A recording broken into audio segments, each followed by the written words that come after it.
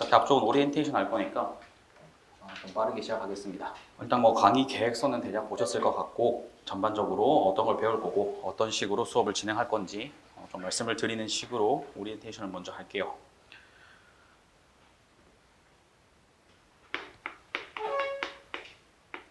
먼저 수업이 어떤 식으로 진행될 건지 말씀드리겠습니다. 당연히 먼저 기본적인 이론들을 이 책 기준으로 학습을 할 거고요. 이 책을 보시면 그렇게 두껍지는 않아요. 그래서 조금 이제 세세하게 볼 것이다.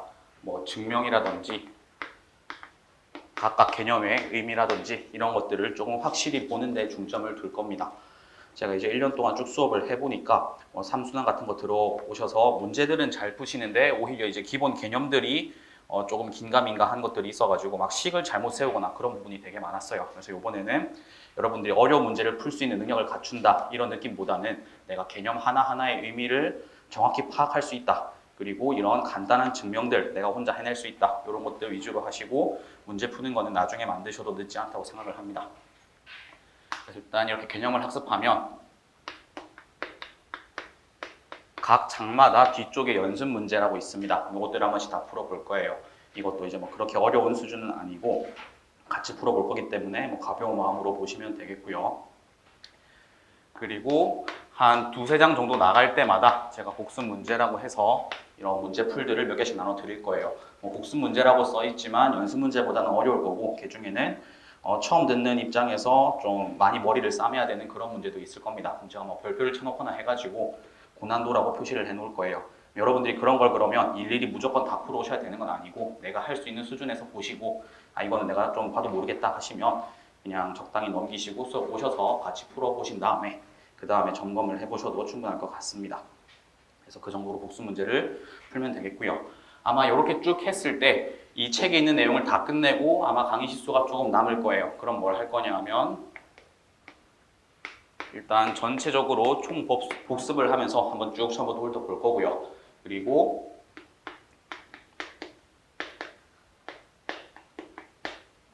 심화 주제 몇 가지를 다뤄볼 겁니다. 이게 심화라고 하면 뭐 엄청 어려운 그런 게 아니라 이제 1순환 이런 데 가시면 무조건 어차피 배워야 될 그런 개념들을 조금 미리 본다 라는 정도로 이해를 하시면 될 것 같아요. 그래서 몇 가지 뭐 유명한 문제라던가 아니면 이 책에는 없지만 이거에서 조금 더 나아간 개념이라던가 그 정도를 배우게 될 겁니다.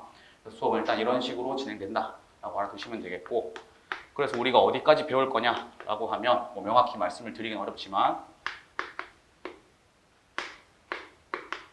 지금까지 나왔던 기출 문제들을 봤을 때 한 75% 정도는 풀 수 있을 정도, 그 정도를 배운다라고 보시면 될 것 같아요.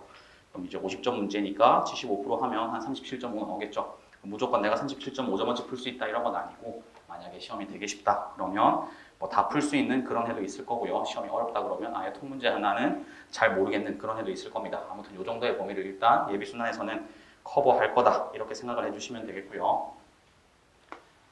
그 다음에 통계 수업이니까 기본적으로 수학이 어느 정도 필요할 거예요. 근데 뭐 제가 굳이 따로 시간을 내가지고 뭐 수학 강의를 하지는 않을 거고요. 기본적인 미적분은 아무래도 재경직이시고 또 경작도 들으셨고 하니까 뭐 이해를 하고 계실 거라고 생각합니다. 뭐 예컨대 제가 뭐 x분의 1을 적분했을 때 로그 x가 된다 뭐 이런 것까지 설명을 하진 않을 거예요. 이 정도까지는 알고 계신다라고 전제를 하고 수업을 진행할 거고, 이것보다 더 나아가는 수학이 나오면 그때는 그거에 대해서 간략하게 정리를 하고 들어가는 걸로 할 겁니다. 그러니까 수학은 그때그때 필요한 부분을 배울 것이고, 제가 지금 쓴 이 적분에서 조금만 더 나아간다 그 정도로 이해를 하시면 될 것 같아요. 그래서 저거를 아신다면 이 수업에서 쓰는 수학 정도는 그때그때 들으셔도 충분히 이해가 되실 거라고 생각합니다. 그래서 일단 이 정도로 수업을 요약할 수 있겠고, 여러분들이 수업을 듣고 복습을 한다고 했을 때 어떻게 해야 될 것인가? 제 생각에는 지금 단계에서는 복습을 막 그렇게 열심히 하실 필요는 없을 것 같습니다. 통계학이 어차피 선택 과목 50점에 불과한 과목이고 양도 뭐 그렇게 엄청나게 많은 과목이 아니에요. 뭐 경제학이랑 비교를 하자면 미시경제학 하나만 떼놓고 봐도 통계학보다는 양이 많은 것 같아요. 그리고 지금 뭐 여러분들이 어려운 문제 풀고 다 할 것도 아니고 나중에 1순환, 2순환 가시면서 기출문제, 어려운 문제들 보고 그때 이제 전체적으로 복습하시면서 완성을 해도 충분하기 때문에 지금은 그냥 책 내용 가볍게 뭐 끝나고 한번 읽어보고 그리고 복습 문제 한번 열심히 풀려고 해보고 이 정도의 투자면 충분하다고 생각되고 남는 시간은 다른 주력 과목들 뭐 경제학이든 이런 것들에 투자를 하시거나 법이든 아니면 뭐 빚에 약하다 그러면 그쪽에도 좀 투자를 하시던가 하는 식으로 하시고 너무 통계학 수업 기간이라고 해서 통계학에만 올인하실 필요는 없다라고 생각을 합니다. 그래서 실제로 이제 제가 뭐 1년 해가지고 쪽 삼순환 시험을 보고 하면 제가 좀 시험 통계 이런 거 받는 거에 관심이 많아요. 그래서 시험 보고 나면 꼭 학원에다가 그 채점된 거 결과들 정리해서 달라 그러는데 이번 삼순환 기준으로 한 듣는 사람들 중에 종합반이신 분들이 반이 조금 넘는 것 같고 나머지가 반이 조금 안 되는 것 같은데 근데 뭐 상위 30% 이러면 보통 한 열 몇 명 끊기거든요. 근데 그런 사람들을 보면 대부분이 제가 이름을 봤을 때 뭔가 기억에 남는 사람들이에요. 제가 기억에 남는다라고 하는 거는 아마 제가 뭐 예비 또는 일순환 이때부터 쭉 봐와가지고 제가 채점을 하면서 이름이 눈에 익은 그런 사람들입니다.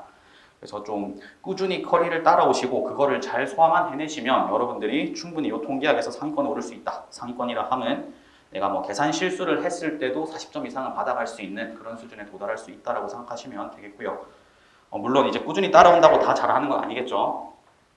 그래서 뭐 꾸준히 따라온다 라는 조건이 있고 잘함 뭐 이런 조건이 있을 때 이제 여러분들 핏은 뭐 지금 언어논리 하시나요? 뭐 할 시즌이라고 치면 이렇게 보면 이런 건 되는데 요건 아니에요. 그러니까 뭐 따라온다고 다 잘하는 건 물론 아니겠지만 여러분들이 꾸준히 따라오셔가지고 그 중에서 내가 좀 잘 소화하는 사람에 속한다면 충분히 시험에서 좋은 성적 받으셔가지고 아마 내년에 여기 탈출할 수 있을 거라고 생각을 합니다. 그러면 오리엔테이션 이 정도면 된 것 같고요. 이제 1장부터 해가지고 진도를 쭉 나가 볼게요. 오늘은 아마 1장 다 하고 2장 조금 나가거나 아니거나 그 정도일 것 같고 1장은 모든 이제 수업들이 다 그렇듯이 제일 앞은 제일 쉽게 시작을 하고 이제 뒤로 갈수록 머리를 아프게 만들죠. 이 부분도 통계학에서 가장 쉬운 부분이고 여러분들이 그냥 가볍게 들으셔도 될 것 같습니다. 고등학교 때 여러분들이 배운 내용에서 크게 벗어나지 않을 거예요. 그래서 제목이 일단 자료의 정리 방법입니다. 그럼 자료를 어떻게 정리할지를 배우겠구나. 일단 생각을 해볼 수가 있을 거고요.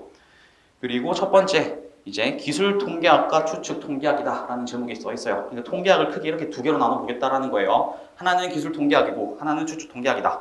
그러면 기술 통계학이 무엇이냐? 요게 이제 우리가 제1장에서 배울 내용입니다. 그래서 자료의 정리 방법이라고 써 있는데 요거는 사실상 기술 통계학이랑 같은 말이다. 이렇게 이해를 하시면 되겠습니다. 한번 쭉 볼게요. 첫 번째 서론. 우리는 어떤 현상을 이해하기 위해서 데이터를 활용합니다.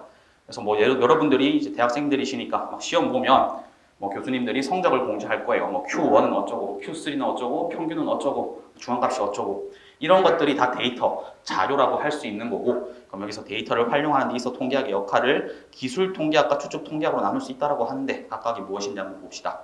그래서 2번 기술 통계학, 우리가 배울 통계학이에요. 아무리 좋은 데이터라도 여러분들이 시험을 보면 교수님들은 그 로 데이터 점수들을 쭉 가지고 있을 겁니다. 근데 그거를 단순히 쭉 나열했다고 해서 그걸 봤을 때 여러분들이 무언가를 알 수 있는 건 거의 없을 거예요. 이거를 열심히 분석을 하고 가공을 하고 요약을 하고 해야지 이 데이터를 바탕으로 집단의 성질을 잘 이해할 수가 있겠죠. 그래서 이런 데이터들을 파악하기 위해서 데이터를 요약하고 정리하는 게 기술 통계학이다. 이렇게 이해를 하시면 되겠네요. 그러니까 이거는 이미 있는 자료를 가지고 그거를 잘 가공해서 우리가 보기 좋게 만들고 그 자료의 특징을 파악하고자 하는 그런 분야다. 이렇게 이해를 하시면 될 것 같습니다. 그럼 제가 아까 말씀드렸던 여러분들이 시험 봤더니 그거 가지고 Q1이 나오고 Q3가 나오고 평균이 나왔다. 그럼 이것들은 전부 다 기술 통계학의 일부라고 할 수 있겠죠. 자료를 잘 정리한 게 되는 겁니다. 그리고 한편으로는 추측 통계학이라고 나와 있어요. 그래서 우리는 1장에서는 기술 통계학을 배울 거고요. 그 나머지 모든 장, 2장부터 12장까지 책이 끝나는 부분까지에 있어서는 추측 통계학을 배운다고 생각을 하시면 돼요. 그래서 추측 통계학이 뭔지도 한번 읽어봅시다. 우리는 부분의 데이터를 활용하여 관심 대상 전체를 추측하려고 하는 경우가 많습니다.